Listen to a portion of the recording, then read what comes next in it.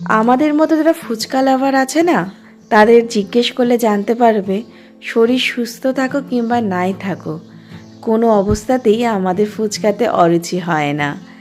আমরা যেখানেই যাই না কেন, সেখানে গিয়ে সবার আগে ফুচকা ট্রাই করি।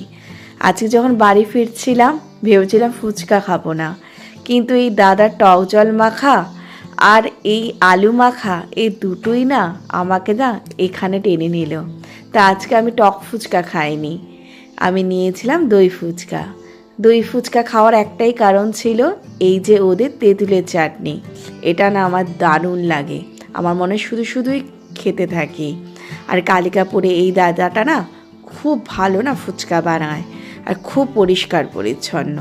তা 40 টাকা করে 6 পিস ফুচকা কিন্তু দারুণ ছিল। যখন সব মিলিয়ে তৈরি করে দিল, তখন যেন মনে হলো চলে গেলাম যেন স্বর্গে।